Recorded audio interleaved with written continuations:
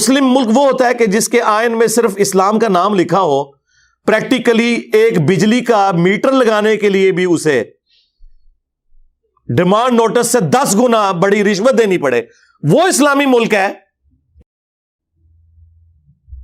Sweden کے اندر ایک غیر مسلم نے اپنی ایگنورنس کی وجہ سے، اسلام دشمنی کی وجہ سے، ٹرکی، ایکس نیم تو ٹرکی تھا، اب ترکیے ہے، ان کی ایمبیسی کے باہر انہوں نے سویڈن کے اندر ایک احتجاج کیا کہ مسلمانوں کو امیگریشن کیوں دی جا رہی ہے یہاں پہ۔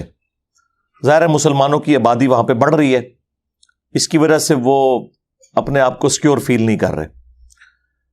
پلس انہوں نے گورنمنٹ سے کہا کہ آپ بھی نیٹو کو جوائن کریں، اور اس دوران قرآن حکیم کی ایک کاپی کو انہوں نے وہاں پہ آگ لگائی، نعوذ باللہ من ذالک، جس کی وجہ سے پوری دنیا کے اندر مسلمانوں میں ایک غم و غصہ ہے جو بالکل جینون ہے، اس میں تو کوئی شک نہیں ہے۔ آج کے اس ماڈرن دور کے اندر فریڈم آف ایکسپریشن کے نام کے اوپر اس طرح کی غیر اخلاقی حرکات کرنا ان ملکوں کے اندر جن ملکوں میں کتوں کا بھی احترام کیا جاتا ہے، ان کے بھی رائٹس ہیں، اور دنیا میں 1.5 ارب انسان اس کتاب کو اپنے ماں باپ، اولاد، سب لوگوں سے بڑھ کر عزیز سمجھتے ہیں۔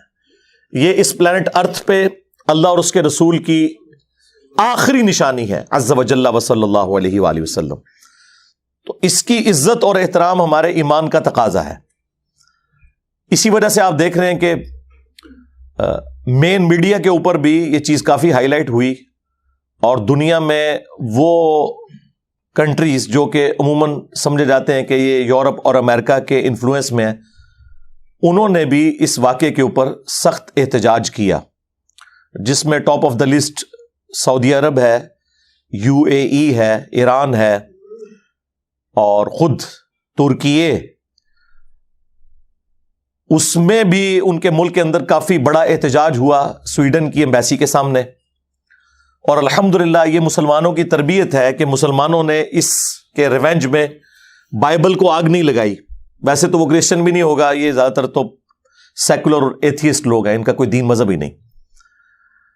اور طیب اردگان نے بڑا سخت بیان جاری کیا، انہوں نے ویڈیو میں یہ بات کی کہ ہم سویڈن کی نیٹو میں جو شمولیت ہے اس کی مخالفت کریں گے اس واقعے کے بعد، اور اس کے علاوہ بھی کافی سخت انہوں نے گفتگو کی۔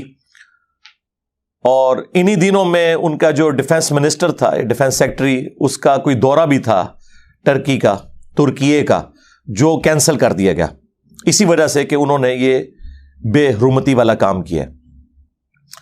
یہ واقعے وقتاً فوقتاً ہوتے رہتے ہیں، ناروے میں بھی ہوا تھا، آپ کو پتا ہے 2019 نومبر کے اندر، اس کے اوپر بھی میں نے کافی تفصیلی ویڈیو ریکارڈ کروائی تھی۔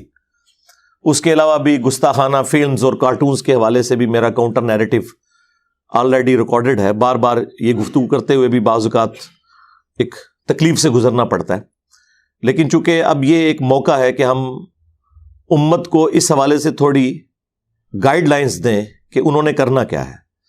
سب سے پہلے تو یہ ہے کہ یہ جو احتجاج کا طریقہ اختیار کیا گیا ہے پلے کارڈز کے ذریعے اور ایمبیسیز کے باہر، یہ بہت اچھا طریقہ ہے۔ اس ماڈرن ورلڈ میں آپ نے احتجاج اسی طریقے سے ریکارڈ کروانا ہے، لیکن کسی کی گاڑی کو آگ لگا دینا، کسی بلڈنگ کے اوپر پتھراؤ کرنا، اور عام جو پولیس کے اہلکار ہیں جن کا کام سیکیورٹی کے اوپر ہے انہیں مارنا پیٹنا، یہ بالکل غیر اخلاقی حرکات ہیں، اس کی کوئی ضرورت نہیں ہے۔ ان بیچاروں کا کیا قصور ہے؟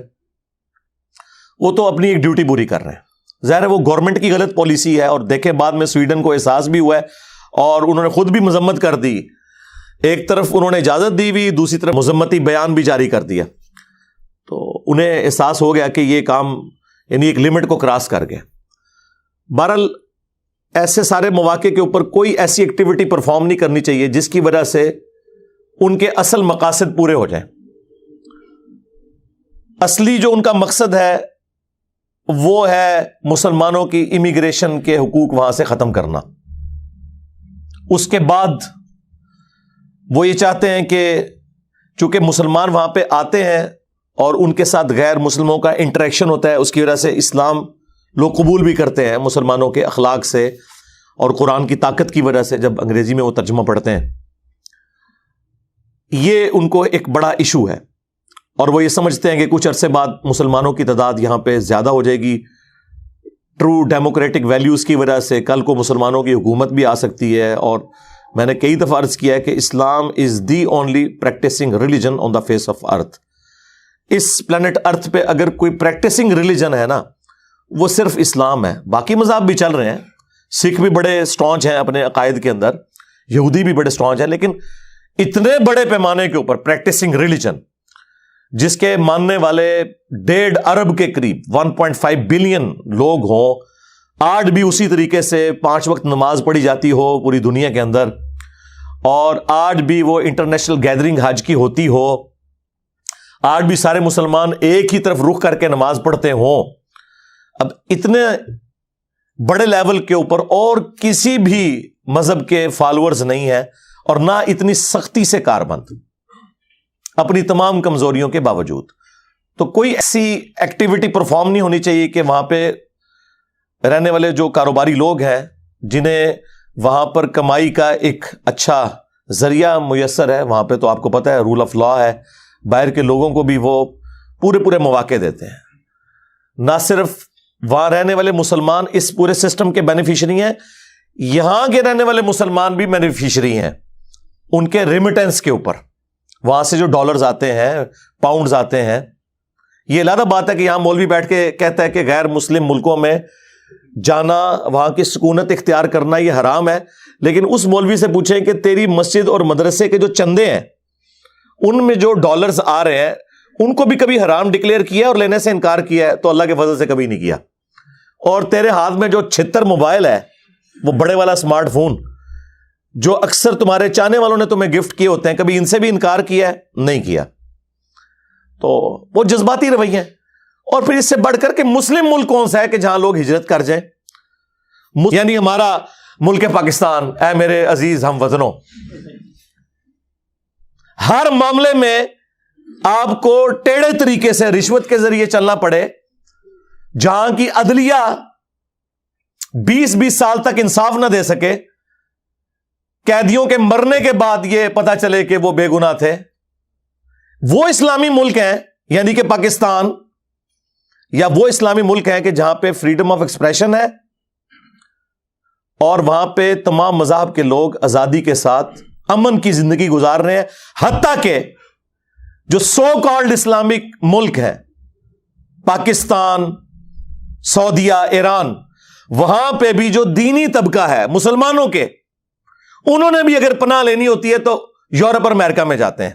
تو مجھے بتائیں اسلامی ملک پھر یہ ہیں کہ وہ ہیں؟ خالی نام لگانے سے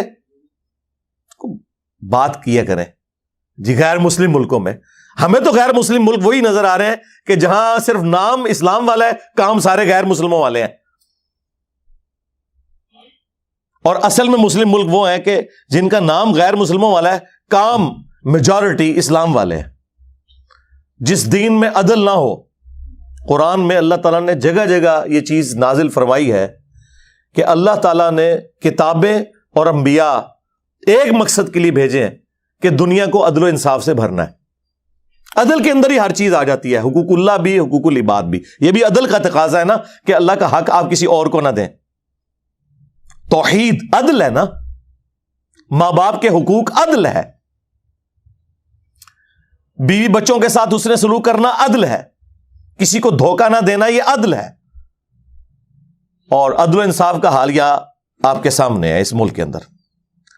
تو یہ اسلامی غیر اسلامی ملک ان چکروں سے باہر نکلے، خدا کے لیے کوئی ایسی ایکٹیویٹی پرفارم نہ کریں۔ فرانس کے اندر بیٹھ کے گستاخانہ فلمز اور کارٹون کے اوپر کہہ رہے ہوتے ہیں کہ فرانس کی پروڈکٹس کا بائیکاٹ کریں، اور بیٹھے خود فرانس میں ہوتے ہیں۔ آؤ نا باہر سے واپس ادھر، ٹھیک ہے نا؟ پھر پتہ چلے گا، خود بینیفیشری ہو سسٹم کے، اور یہاں بیٹھ کے لوگوں کو کہہ رہے ہو کہ جا کے پاکستان کے بینکوں کو آگ لگا دو، پاکستان کی گاڑیوں کو آگ لگا دو۔ میں نے تو آج تک کوئی عاشق رسول نہیں دیکھا جو بسم اللہ الرحمن الرحیم پڑھ کے اپنے موٹر بائک کو آگ لگائے اور کہ لبیک یا رسول اللہ۔